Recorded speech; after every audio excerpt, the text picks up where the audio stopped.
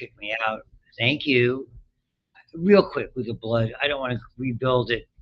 For you got most of you were here, okay, and you can read through what it does and its transport functions, and well, that's pretty straightforward. All of that's pretty straightforward. The big things are here. Okay, understand it's a connective tissue.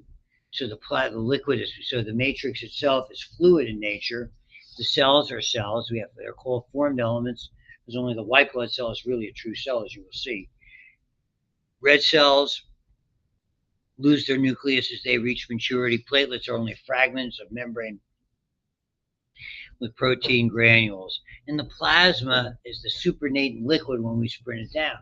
So, and we looked at that, and I mean, and you should be make yourself familiar. We're going to review it again for the lab because we may have an opportunity to do some of these hematocrits, which is really the proportion of red cells to total volume of fluid, and it should be in this roughly this range. It's a pretty wide range. This is this textbook range. It doesn't matter. Like I said, I'll probably, and I didn't do it here because I'll have my computer when we do this. I'll bring my own, so I'll be able to show you my labs, and so you get an idea what they look like, and that, I mean, that will give you an idea of what typical like UPMC's lab normals are, and they don't really distinguish between men and women for that, and so that is really an indication of anemia, and we'll talk a little bit, I suspect, today about anemia. The Buffy code is the platelets and the white cells, which are comparatively small in number, and the plasma sits on top. And really, and here's just how we kind of do something similar. When we use it, we have a limited capability of the centrifuge. We have to use a capillary tube. I don't want to. I don't want to. They wouldn't want me doing venipuncture on you. I used to be a great stick back in the day. They used to give me to all the drug addicts to do. Not slap myself in the back. I was 50 years younger. So pretty good. So, and sticky and opaque. I talked about the different color. The pH is normal, etc., etc. To understand about what's dissolved in there, and particularly the roles of the plasma proteins. And it's all really just restating here. The big theory with this is the colloid osmotic pressure. Again, albumin is sort of the generic name we give to this accumulation of proteins that are similar, I would say, rather than just pure albumin. Albumin is egg white protein, if you want to think of it that way. And it basically exerts a tug on water, holding it in. And that's what opposes blood pressure, pushing it out of the capillaries. And when we get to the actual physiology, when we start looking at blood vessels, when we start looking at the kidney, and things like that, and we start looking at the tissue level for cellular respiration more in detail, you'll see this. And yeah, they're made by the liver, and it underscores the importance of the liver. Basically, all the proteins, by and large, are liver-related that are sitting here in the bloodstream. We'll look at globulins, about 60% albumin, 36% globulins. In immunology, we'll talk about the gamma globulins. Here, the alphas and betas are transport proteins binding to lipids, so that they can travel really still dissolved in the solution on the way to their destination. And about 4% is the fibrinogen, which is the inactive state of the fibers. The whole idea of the clotting cascade, as you will see, is when we basically activate the enzyme called thrombin. Okay, thrombin is the catalyst that once it appears, fibrinogen magically becomes fibrin, it becomes insoluble, and it really looks like just like a fishnet. And the fishnet traps red blood cells, and voila, it clots. That's what the clotting cascade is about. Everything else is pretty much readable out of that, nothing really. So, again, the WBCs are the complete cells, the platelets are cell fragments, limited lifespan, and the divide thing, when we get to white blood cells and cloning, that's immunology, and that's a little bit more complex. A subject that's there. I showed you this illustration. Size-wise, white cells are typically larger than red cells, monocytes significantly so, and platelets are just these little fragments that are there. And you can see that biconcave disc. It's sort of like a lifesaver that's got the center in it. And it's all about surface area for oxygen. And again, this is one of the things we'll be doing in the lab. We'll be doing the old school way of identifying white cells and doing what's called a differential. It's really important. Again, it's all automation today. Uh, this is how we most of us learned it. I've done this exercise Penn State when I taught there over at the soon to be expiring new Ken campus. And all the labs were the same as main campus. Boom, they were. We did this same way. So it's nothing new under the sun. So now we get onto the new material, red cells. Relatively small. It doesn't contribute. It's really all about oxygen transport. It's what happens, and this is really critical to understand because this is where we talk about anemia. And anemia is a significant problem. You have no idea, unless you've experienced it yourself, how the watchword for anemia is fatigue. Unfortunately, you have to deal with my life story. I know you're sick and tired of it, but I like to think it's, from my perspective, it's interesting because it was certainly had some interesting events throughout it. These are small cells, the biconcave disc. Basically, it's all about hemoglobin. They carry it. We talk about that a little bit more down the road. We start talking about respiratory and the dissociation curve, which I know you've already seen. Okay. The diameter, interesting, the diameters are bigger than capillaries. How do they squeeze through? They have this ability. It's almost like they can squeeze. They can bend. They go around little sharp turns and things like that. They roll over one another. It's almost like you in the old days when you get like a roll of pennies and you have to sort of put them in sideways and that they flatten out. I mean, imagine putting a quarter or a nickel into a penny thing. They actually can bend a little bit. They're there. So it involves the flexibility. That's kind of interesting. Okay, and structure and function. Huge surface area relative to volume. Nearly all hemoglobin really has shed all of its organelles, including the nucleus. Okay, it's ATP anaerobic, so they do not consume the oxygen they transport, and they don't require regional oxygen to be true with regard to it. And they give you a nice look at it, and they're really easy to see microscopically. And really, this is what they are. We know it's reversible.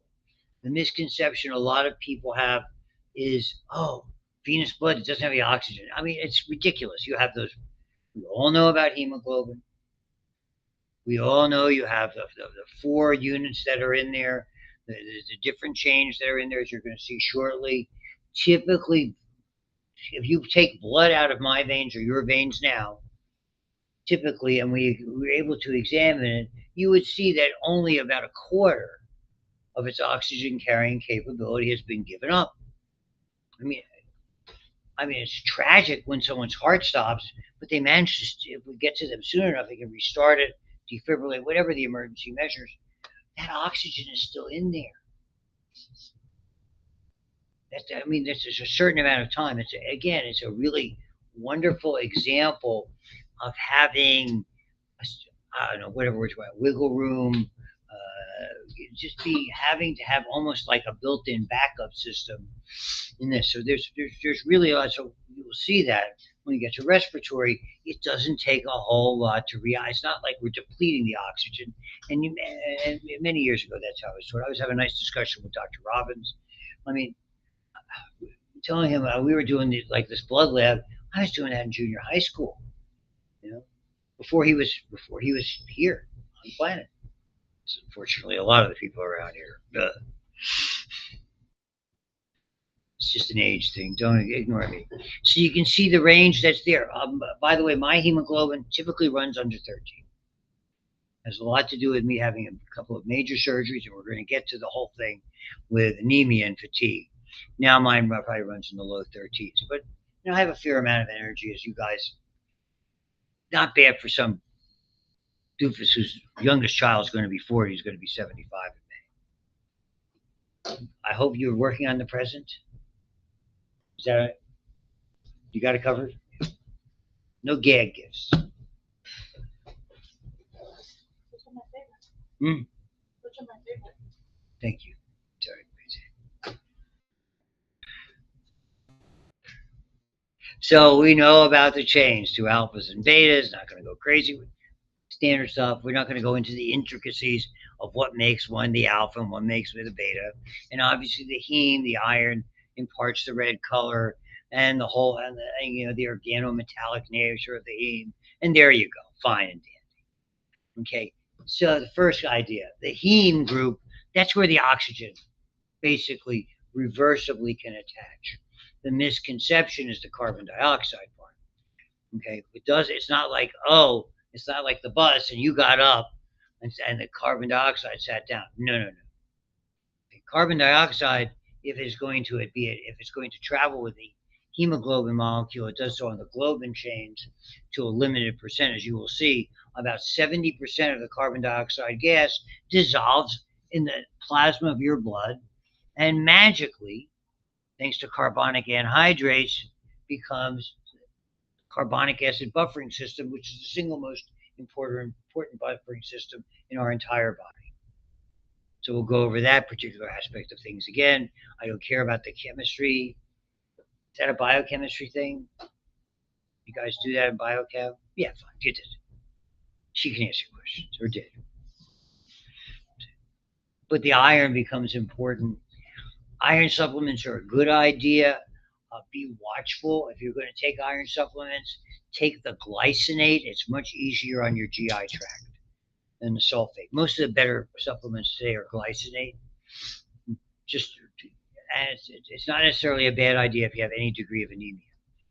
So we know it's for each red blood cell contains 250 million hemoglobin. That's a lot. Think of how many red blood cells in a.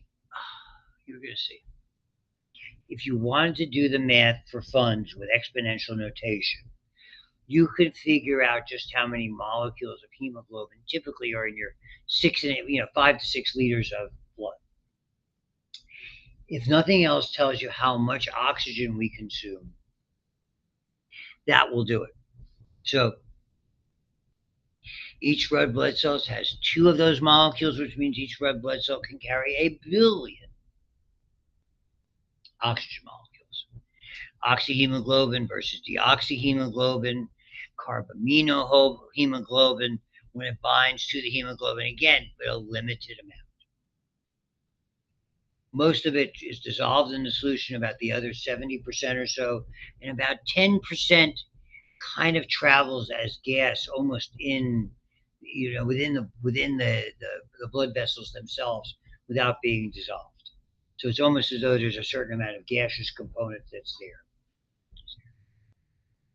And the whole idea is called hematopoiesis. These come from a common stem cell, the hematopoietic stem cell, the hemocytoblast. It's in the red blood marrow. It's part. Remember the connective tissues? We talked about that last time. The 3 different types that we typically would see. Reticular is considered a loose connective tissue, and reticular means it has a lot of those reticulin fibers. Those are thin, very, very thin coated collagen fibers that have like a mesh. They're like a strainer. We see them there. We see them also in the spleen.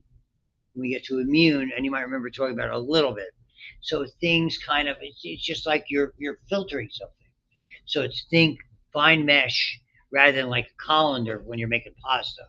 Think fine mesh like you got grounds in the coffee. So a fine mesh sieve or strainer. My favorite part is when you get like powdered sugar in one of those and spank that baby. Bam, bam.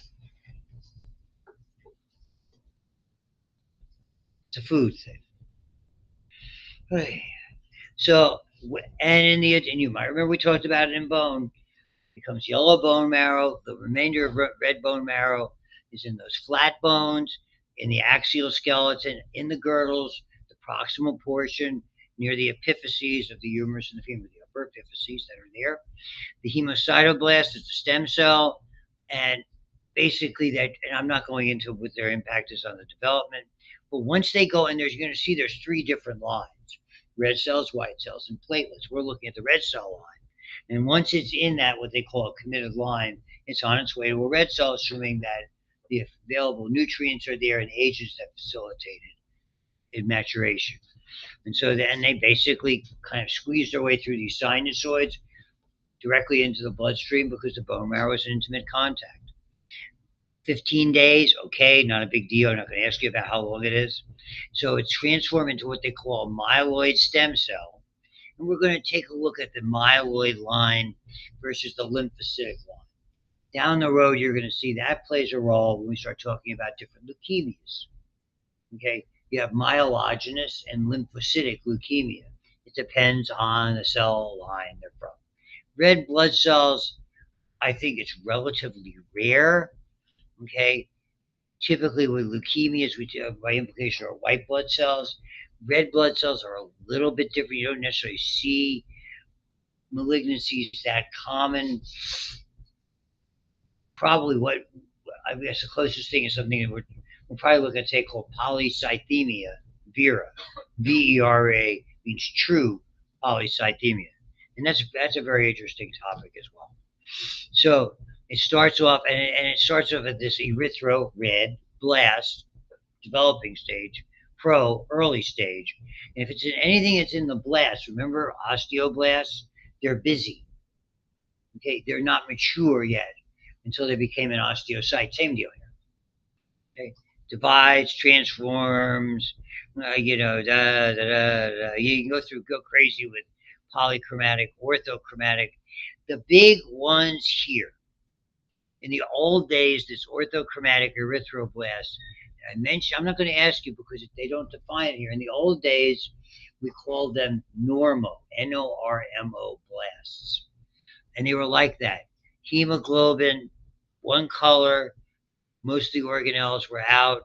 Okay, the shape was coming because the nucleus, that concavity on either side is really from the nucleus degrading and disappearing. What happens when we try to ascertain the cause of anemia? The single most important test is a bone marrow aspiration. That is effectively a bedside procedure or an easy outpatient procedure.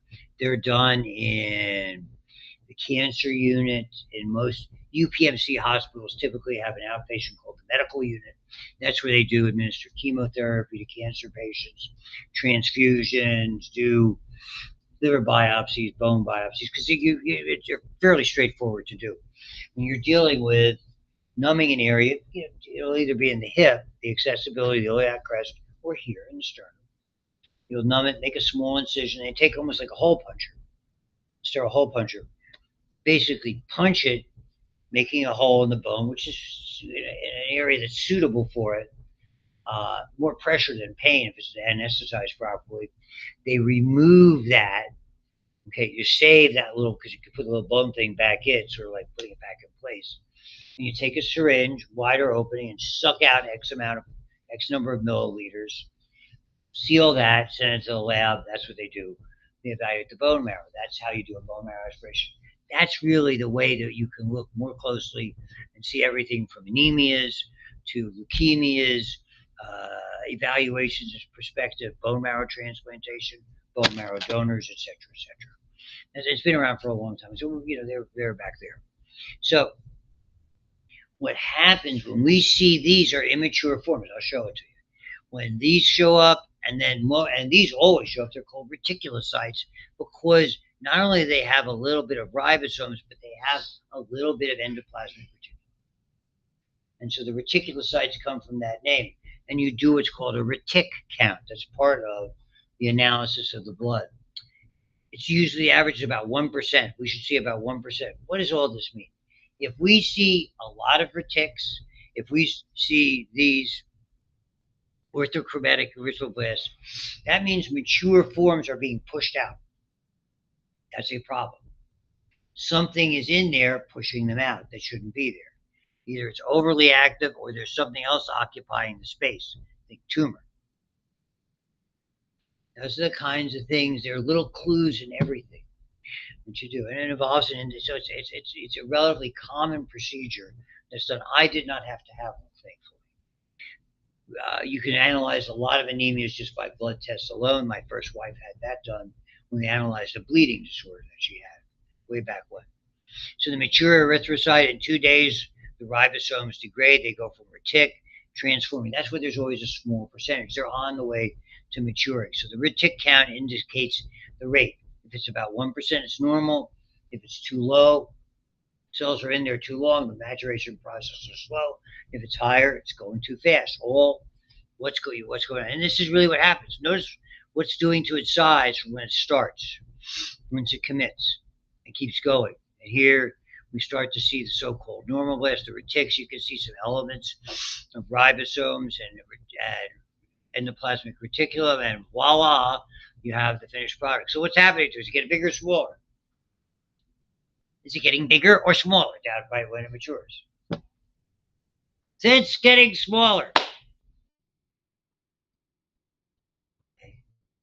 You see that we categorize anemias as macrocytic or microcytic. Is it too big or is it too small? The fact that you don't have enough red blood cells, if it is too small, okay, that generally means that there's not enough iron or iron available to make, or there's some reason it's not making adequate hemoglobin, mostly iron, from any one of a variety of reasons. If it is too large, there is something preventing it from maturing properly. That's a really big thing, and they're tests that they do. And again, I should have this out to show you. I'll make sure I have that for next time we talk about this for that lab and explain. It's called the Wintrobe indices. They've been around forever. Most of the time, you don't listen to them unless we kind of ignore them unless we're dealing with a serious patient who has that. So it tells you whether it's macrocytic or microcytic. It gives you an idea if there's enough hemoglobin, and is the cell too big or too small or just right. So too few, not enough oxygen. Too many, too thick. It's all about that. Thick is not good. Thin is not good. Just right is just good. And so we make a ton of them, as you can see, and obviously hormonal controls and dietary controls, like anything else. Diet plays a significant amount in this. And the two big players, vitamin-wise, I mean, obviously the iron's a big player. Eating a healthy diet is a big player. The two big players, vitamin-wise, folic acid and vitamin B12. Those are both essential in that maturation process. If we don't have those, you get a macrocytic anemia. If it's not maturing, it's not shrinking. And there's a lot of these going around. So those are the little things that clue you in. I think we see it less frequently in a developed society. For me to you, look, I know it's just like your grandpa talking to you, world. Don't smile. But it's not a bad idea to do a multivite. This is do as I say, not as I do. Good diet, multivite, that kind of a thing. For gals and guys both. I think calcium and vitamin D are important. This is the big hormonal control, erythropoietin. It comes from the kidney. Erythropoietin is another one of those relatively simple polypeptides. It was one of again, after insulin, it was one of the early things that were made genetically. I don't know what its name is today. The first one that came out was Procrit. And it was a very expensive injection you gave to people who were anemic because their kidneys were failing. Diabetics, the leading cause of kidney failure, diabetes. We're getting to diabetes. That's this week's. That maybe I think we'll save diabetes for Friday. So a small amount of erythropoietin in the blood to maintain that base rate. When the red count falls, your kidneys generate more. When it raises, your kidneys slow down. Negative feedback. So mostly from the kidneys, yes, some from the liver. At low oxygen levels, the kidney cells cannot degrade. Hypoxia-inducible factor can accumulate, which triggers blah, blah, blah. So I'm not worried about hypoxia-inducible factor, just the idea of the negative feedback loop that's there. So decreased red blood cells numbers are other things that are there. Hemorrhage. And hemorrhage doesn't mean bleeding so you can see it. Hemorrhage is what was happening to me, bleeding internally from a very large, number of ulcers. at one time, or one giant ulcer. Insufficient hemoglobin per red blood cell, iron deficiency, reduced availability of oxygen. Around here, it's mostly lung problems, particularly people with a history of smoking. And certainly pneumonia would play a role. And this is the adjustment at altitude that we are so familiar with. And that's a whole subset of problems that are there. I mean, and it's a harder adjustment than you think. It takes a while for your body to acclimate. It's not like, it's like for years, sport teams, we'll go 2 days before the big game up in Denver or Salt Lake City. And the reality is it's going to take a week to 2 weeks for your body to adapt to those conditions. So it's not so easy to do. That's why it's hard to predict right now because of what's going on in Mexico. Keep up with what's going on there. It's not very stable right now. Just look at the news. But the Azteca Stadium in Mexico City, which is 115,000, probably the largest of the venues, is about 9,000 feet up.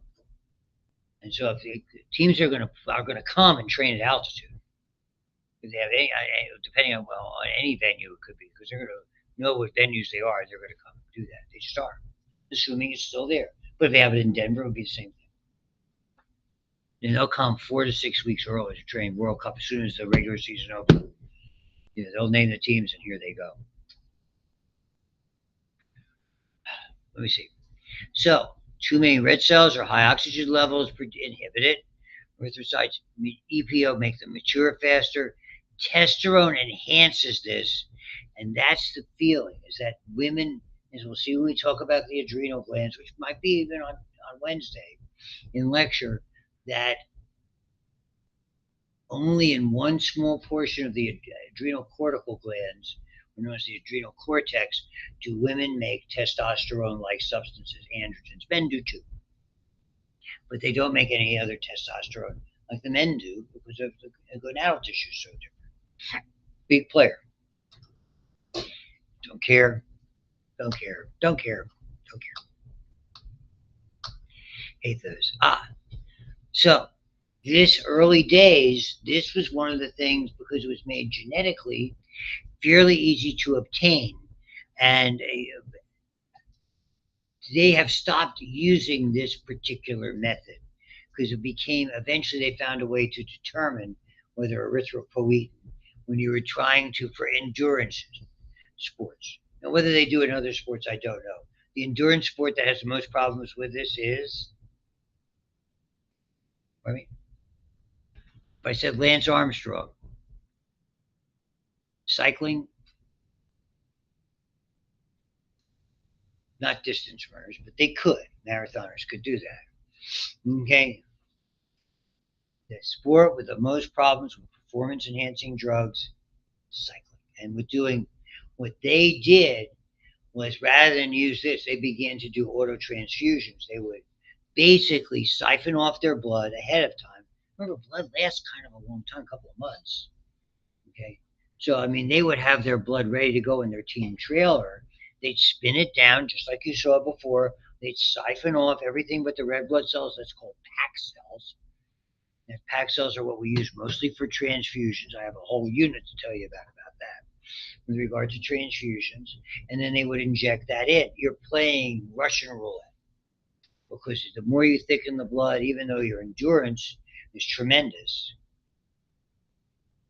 potential of having a life-altering or life-threatening or life-ending stroke or other cardiovascular or cerebrovascular event is dramatically increased. What always bugged me is that Lance Armstrong was a world-class cycler before any of this, who had testicular cancer. They had to remove a testicle. It was metastatic to his brain. He survived all of this and was still a champion racer in his early days. I don't know that they needed to do that, but it really significantly tainted a legacy, and had a wonderful foundation. Go figure. It's okay. It's okay. So, when somebody's gifted and they spoil it, it's sad, because they clearly gifted. Erythropoietin can increase hematocrit tremendously. Dehydration, blood becomes like sludge, etc., etc., etc. That's one of the interesting things about that. And so we will have a little bit. So all of these things, which is what I was saying before, iron from diet, okay, free iron items are tied, so we have to bind them. Okay. This is interesting in and of itself. Ferritin and hemosiderin. And there's an elaborate mechanism that they're moved around. I'm not going to get into the ins and outs. Did you do that in Selimolek, any of the transferins and hemosiderin, things like that? B12 and folic acid are the ones for maturation that are there. Interesting. Storage, hemosiderin. Some people have a disorder, and it's called hemosiderosis. Sider is something we see a lot as a term for iron. So siderosis involves a condition involving iron. Hemo just means the blood. And what happens if they have too much of it, the iron starts to deposit in organs and under the skin. Iron under the skin. And we see this a lot in people with really big, particularly as they get older, really big bruises, falls and trauma, because people as they get older have fall risks. We see it in stasis ulcerations or in venous stasis, people with big varicosities in their lower extremity, and their legs almost get bronze and very itchy, and they scratch and they get infection. That's from hemosiderin. It's very itchy. Okay. It will even go into organs, and there's a very famous condition that made me look like a superstar. Don't know, I got lucky.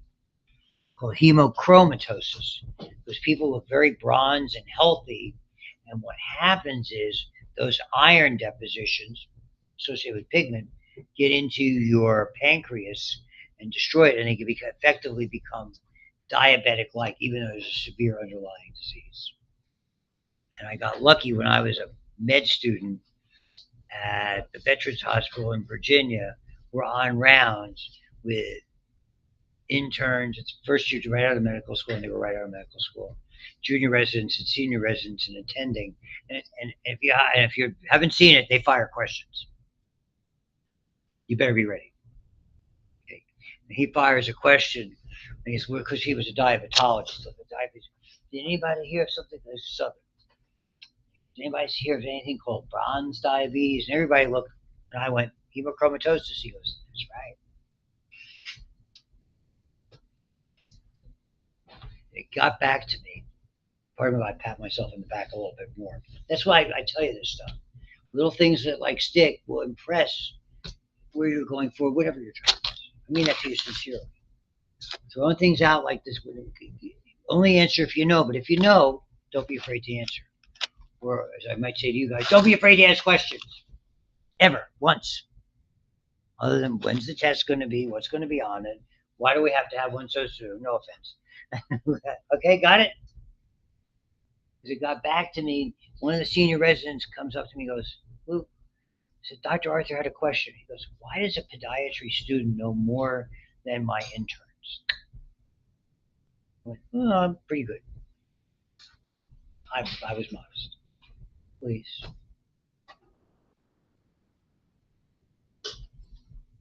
It's all right. I still made less money than anybody else. So they don't live very long. As I was saying, when they take it from you at the blood bank, as most of us understand with blood banking,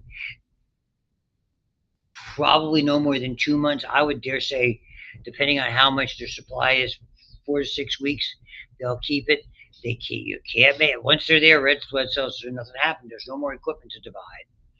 So hemoglobin begins to deteriorate, and as that cell begins to alter its shape, it gets trapped, particularly in the spleen. The liver can take over for the spleen, and it's gobbled up and broken down. We can use everything but the heme, okay? And the heme, okay, is that metalloprotein has to be carried and excreted. As I said, there's problems associated with it, and you'll see down the road, it basically becomes part of bilirubin, which gives that distinctive color to both our urine and our feces. We're excreting a pigmented material in that role, okay? So here's the breakdown. Heme, iron, and globin are separated. Iron, we can reuse it. Globin are just a bunch of chains of amino acids. We can reuse those. Heme becomes bilirubin. The bilirubin gets into the intestines where it's degraded to either urobilinogen or stercobilin. They leave the body in feces. And we recycle everything, but the heme is a problem. It's there, and they give you and you can look through the pathway here. I mean, it's fairly accurate the way they're describing it. It's hard for me to see it, but you can do one of those if you want. So it's either not enough or too many. So you get the anemias and the polycythemia. The number one symptom is right there, fatigue. If normal, and I think I told you, if normal is 13, 17, or 18, understand if you lost what I did effectively 2/3 of your blood rapidly, you wouldn't be here. I had chronic anemia from internal bleeding because of ulcers. I was still seeing patients, and it was stupid because I just couldn't stop and teaching part time when my hemoglobin was under 6. I was getting transfusions about every 3 weeks with a couple units. How's that? The fatigue was so intense that the stairs we woke up to get to that classroom in 263, I'd have to stop halfway before I could do 3 and then do 3 more. How's that? I mean, I hate to get. I didn't have a handicap sticker. I had to park my car, and I had to grab a shopping cart and walk so slowly. It's like you've seen people like this. They're usually my age now. No joke. I'm telling you exactly what it was. Okay. Pale, so pale you look like you're gone. Hard to breathe. You're not getting enough oxygen. Chills. There's not enough blood supply. All that's true. So you can be losing blood. And again, you're either not producing enough or there's something going on that's destroying. Okay. Blood loss would have been all of these kind of play a role with iron deficiency because you're losing it. It might, I think that's a lot. So I think iron deficiency is somewhat of a let's say a feature in all of these to some extent. Hemorrhagic, rapid, big trouble if you lose quick. Generally, they don't transfuse. They used to transfuse under 10. Now they do it under 9, typically, is right. And that's now even then you're trying to avoid uses of blood products. Blood is very safe. I'll go into that when we do the blood lab, comparatively speaking, and I'll give you some of the backstory with regard to that. It's like if you see any of the medical shows, if you're watching The Pit or something, which is doing a great job, by the way. If you want to see it, it's basically what happens. It's a significant decision as to whether or not to administer blood. Okay, once you get a level, sometimes it's just obvious. And typically then you're dealing with such a severe wound. If you don't replace the blood, the chances of patient survival are limited. Versus one where it looks like you can control it, then you might wait a little longer. So it's not something that's jumped to. I mean, because blood supplies are inevitably limited, as we'll get to where they use it. And yes, it's treated with blood replacement. A lot of this, for me, with effectively transfusions that were not immediate medical emergencies, but scheduled, they almost always use packed red blood cells because they don't need the other stuff that was there. Chronic, bleeding ulcer. So, and again, it's the underlying disease. Long story.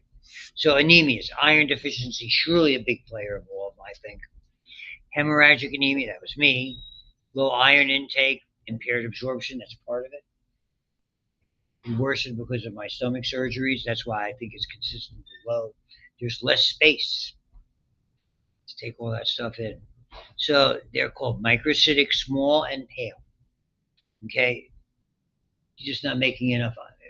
That's what happens. You're not making enough hemoglobin. You can't fill the package. So it's not as red and small. It's not rocket science. And iron supplements are useful, perhaps to a point. Okay. Pernicious anemia. This is a classic example of B12. And this is probably playing a role more in mine than anything else. We think it's autoimmune because intrinsic factor is something that's made by those parietal cells. We studied those in anatomy in the stomach. Okay, parietal cells make the acid. They also make intrinsic factor. Okay, I've had half my stomach removed only twice. Okay, intrinsic factors needed so to absorb the B12 in your small intestine. And because it can't mature, they don't get smaller, so they're big. And fortunately, B12 has been injectable for a long time.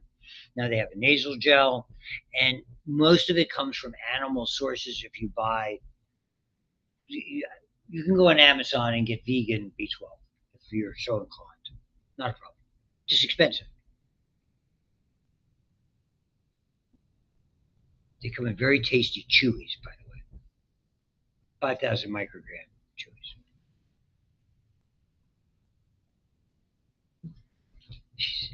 You're all looking at me like you're just in shock.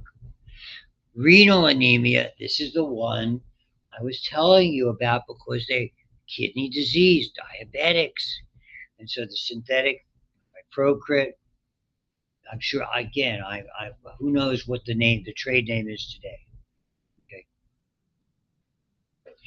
Not enough. This is one okay. A plastic anemia typically implies the bone marrow has been damaged. Whether it's been damaged by radiation, intentionally, by chemicals, cancer chemotherapy, radiation therapy for cancer will have this effect. And sometimes it's done intentionally if you're trying to do a bone marrow transplant. It's a side effect of a lot of drugs and or viruses. Famously, you probably didn't get this when you were in A&P. These are little nuggets for you going into medical fields that you should be aware of. They pulled this drug off the market.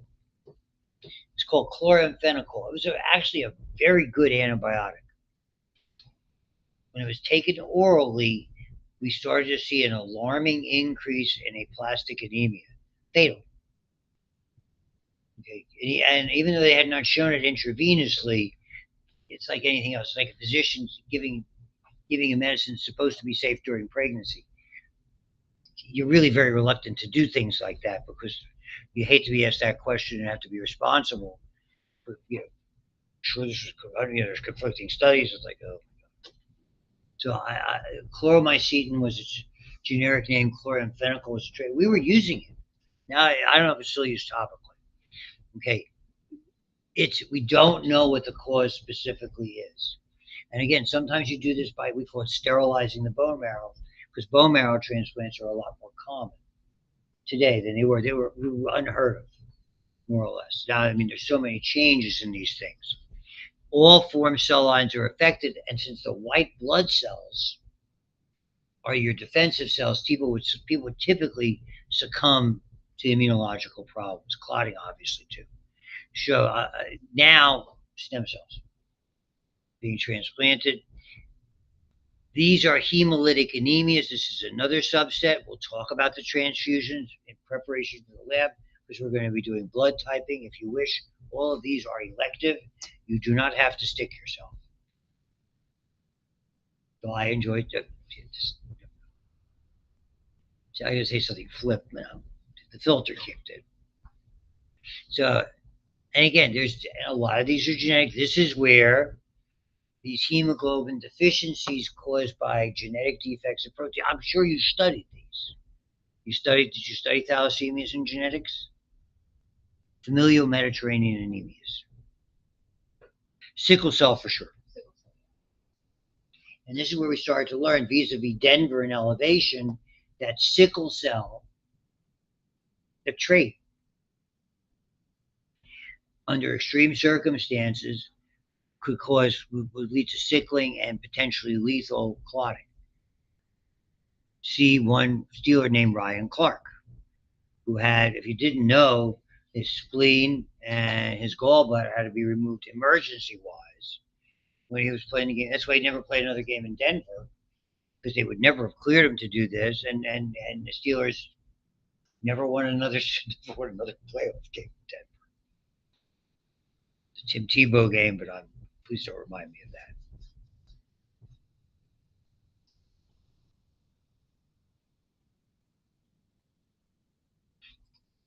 So thalassemia, that's what you call it, familial Mediterranean. Okay, you can see that you can read through this. I'm not going to ask you about it. To me, that's more genetics. And again, they're familiar. There's majors and minors. We used to classify them at. Again, to me, that's more genetically oriented. That's part of the workup. When you see anemias and you start looking somebody's background, their heritage, you always look for familial factors. Sickle cell, one shows you what a missense mutation can be. That's a classic missense mutation, one amino acid. So it alters that particular chain, okay, and at low oxygen levels, think stress, think elevation, okay, think exercise, bang. So, and again, and the amount of pain is intense. If you've never seen anybody, did anybody ever see anybody in acute sickle crisis? That same thing in when I was in Richmond, my mentor there, who technically I was working with, he was a professor at the medical school, MCV, Medical College of Virginia, out of Virginia Commonwealth at Richmond. Wonderful school. He was attending the sickle cell clinic. He was treating ulcerations because I mean they get blood clots going anywhere, and particularly the skin, big sores, very extraordinarily painful. When these folks went into crisis, it was awful. This is 1976. This is 50 years ago. Okay, and small blood vessels. Oh, the pain was tremendous. Okay, we had, and a fair amount of people were we were generous with controlled pain medicine because they were deep. It's okay. It's okay. I didn't have my DEA number at that point because I hadn't graduated my license yet, so I used his. So people of color, African malarial belt, their descendants, people with sickle cell do not contract malaria because malaria attaches to hemoglobin. It's a benefit if you want to think of the sickle cell, if you consider that a benefit. Obviously, there are limitations. It's still, and this is 6 to 8 years ago. Okay, and so as you can see, these kinds of things that are there, there's little aspects of it. If you're in an area where you're treating a lot of these, and I don't know what the state of treatment for these are now. Transfusions, nitric oxide again, it's a potent vasodilator. Hopefully that was one of the answers on the test. You're all looking at me. Did you get that one?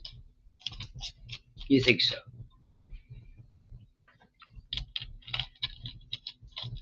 And sure, nowadays we're seeing more stem cell transplants, I think, than anything else. Okay, and again, the nitric oxide is available. Classic picture you see of it sickled. Too many polycythemia. Too many cells. Emia means in the bloodstream. Okay, thick, unusually viscous. Your heart has to work harder. That's the problem with these people who do it intentionally for blood dopers. Bone marrow cancer. Vera means true. And so we call that true polycythemia, extremely high levels. You just have to keep drawing off blood. There's not a lot of these. Secondary is by far and away the most common. Typically altitude or something that's going on in the kidney, or people are doing it intentionally. Really, that's the way it works, that are there. And we see more of it. When we see it at here, it's because people with respiratory problems. And it's a vicious cycle. People with smokers with chronic respiratory disease, emphysema, whatever. Think what's going on. Basically, they can't get enough oxygen in. Their heart says, work, I need more oxygen, work harder. The lungs can't expand and change sufficiently. It's like that. Keeps going and going and going. And at the same time, your bloodstream is sensing low oxygen levels, so you're making more erythropoietin. It's making it thicker still. That's the tragedy of long-term, particularly lung diseases that are avoidable from particularly smoking and other things. And so this is the blood doping one to be familiar with. Let's see. So what I will, yeah, we're going to stop it here anyway. So give me a minute. So we're going to look at the white blood cells. I'm going to present that to you as part of the lab where we're going to talk about the white blood cells, the different types, the two different lines. That's called a differential count. This is what you'll look at under the microscope. And I'll go into a little bit more detail of it. So probably that lab involves maybe a 30-minute teach, and then the lab, and then the other thing I want to go into with that is I won't do the clotting aspect of it, but I'll pop and do something you should have already had. We'll say the clotting cascade, which is what this is now, and that's what the fishnet looks like. Is the clotting is a whole separate presentation unto itself, and those type of things. I love those. A little bit about that, but then I'll talk more about transfusions because that's when we do the blood groups and blood types that are there, the whole ABO thing, and some of the nuances associated with that. Okay, that's good. You look like nobody's even online with me here. I'm sorry, guys. All right, goodbye. Have fun. Nice chatting with you.